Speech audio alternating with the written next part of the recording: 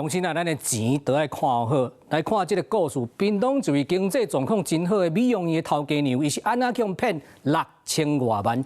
诈骗集团讲啊，免费送你一本台积电创办人张忠谋的册，你可会当加入股票趁钱，哪的群组？你只要交钱啊，就帮你操作，互你趁大钱。这个被害人落地啊，真深，每一遍拢领几百万，连续领13遍啊，来交出去。到最近啊，伫银行柜台讲伊要领1000多万啊。 银行柜台动起来啊！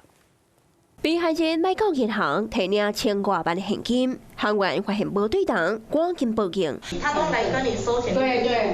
继续关怀口控，严格老祖拢无觉醒。落尾是被害人的家属配合警方，将车手骗来到厝。你来收几道啊？你唔知影吗？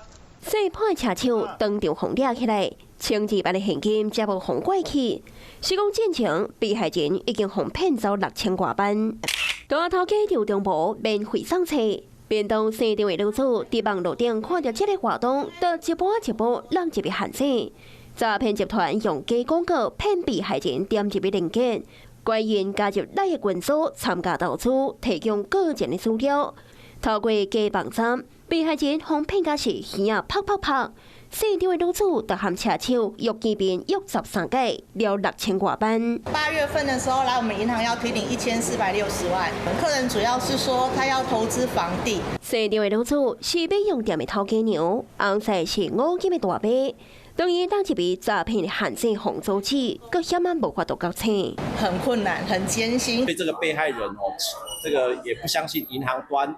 或者是亲友跟他讲可能是遇到诈骗。屏东警方到今年9月，成功减少800亿4亿的诈骗损失。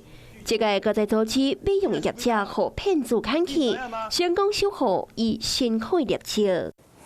Hello， 我是陈雅玲。想要抢先掌握最及时的新闻资讯吗？赶快订阅、按赞、开启小铃铛，锁定华视新闻 YouTube 频道。